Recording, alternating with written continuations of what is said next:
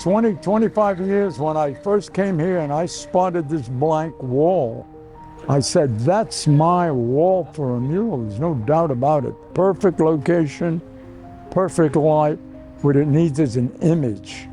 So at that time I said, well, what is the image? What is the story of Honea Path? Let's do it for 100 years. Let's start with the Indians.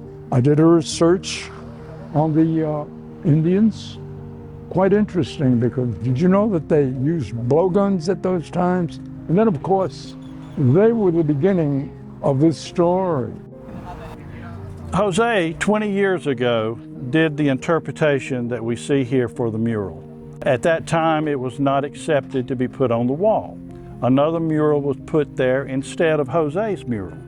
So 20 years has elapsed. The mural that was presently on the wall was faded. So Jose just turned 90, October the 1st, and prior to that, we decided that we would see what it would take to get his mural on the wall. And basically what we did, we started raising money. The Craft Foundation gave some money to Jose's artwork, and also McCoy Lumber contributed. And the next thing we had to do was to talk to the owners of the wall. And the owners were Alex Turner and Commercial Bank. And both agreed to allow his mural to go up. And that's where we are today, finalizing a 20-year process for Jose Acaba. Jose brought us the original piece of art. We scanned it, scaled it to fit this wall, and then we have contracted Wrap and Roll to put it up. So the mural is 12 panels wide. They're roughly about 4 foot wide by, about 12 foot tall. And they're put up individually with an inch overlap, similar to a wall covering. And it's heat applied at 1200 degrees. And it's kind of melted into the stucco surface. In the background, this little scene here is what they did with the land. They cleared it, and they, of course, they farmed whatever they farmed at that time. Now, we know that it was crucial for a railroad to come here to bring this kind of production in this area. So the railroads approached the locals to get some of these stones cut and help crossing bridges and making a stronger railway. This allows the railroad to come and bring what was necessary, these big mills, which are here. Now, of course, as soon as the mills came across, they gave an opportunity for the poor working people, or I should say the country people, to have jobs, to make a living. It was a tough time. So they, of course, rather work. So they all went to work in here. Here's your cotton field across the bottom. Now, these stones were quarried and brought to help that railroad make it, and make the town. Let's give the credit it's due. They worked hard. The problem in this painting was to represent or explain the incident that happened in the mill in 1934, where picketers were trying to unionize the workforce at the mill. We all know that 7 people were killed at that incident, and they were all family. Some were actually all white, number one. Number two, some of the ones even related family-wise. So it was a terrible scandal in the town. And of course, they silenced it.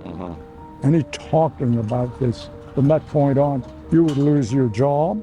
You couldn't work there. Everybody kept quiet. There was never, I don't believe there were any arrests made. Certainly nobody was convicted of anything. And it was just forgotten. How could you forget 7 men being killed? I entered the plane in the corner because I was informed that during the Second World War, this plane was brought to Honea Path to fundraising for the war, and that it was deemed the Honea Path plane.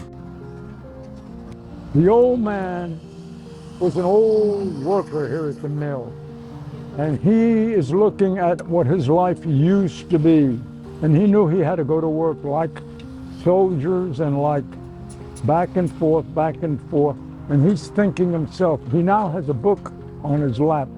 And he is saying, if I would have studied and if I would have known more about the world, I wouldn't have had to live that life of going, working, day in, day out, day in, day out, low wages, no chance of advancement.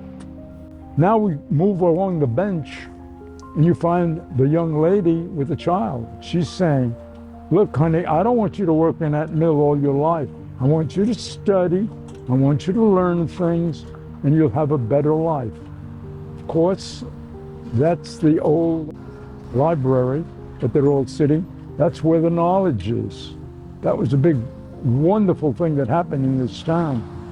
Now we have the latest young woman that studied. She's a product, she's a child of this society, but now she's got a computer. Now she's advancing to learn about life. So from here on, you could be sure she will go right out of this picture into the world and live a new life. So this is progress left to right. This is the Carnegie Library. This is, at the time that it was built, was the smallest town to have a Carnegie Library. And it represents the knowledge for the local town folks. The reason Honea Path has a Carnegie Library is totally due to the efforts of Jenny Irwin. She wrote Carnegie and indicated to him that we needed a library in Honea Path. And he read her letter and he donated money to build the library. And Honea Path became the smallest town at the time that had a Carnegie Library. And it has contributed immensely to the education of the children here in this town. And over the years, we have added on to the library, and it's part of the Anderson County Library System. The future of the people of Honea Path lies in that library. There is the answer to work to a better life, to educate yourself, to learn what the world is about, what has happened. It makes more sense. And you must study, you must read. You're bringing the viewer along the line. It's like reading a book. You start at the beginning and you go through every little story, and at the end, you should know what you're seeing. You should know the meaning of this thing.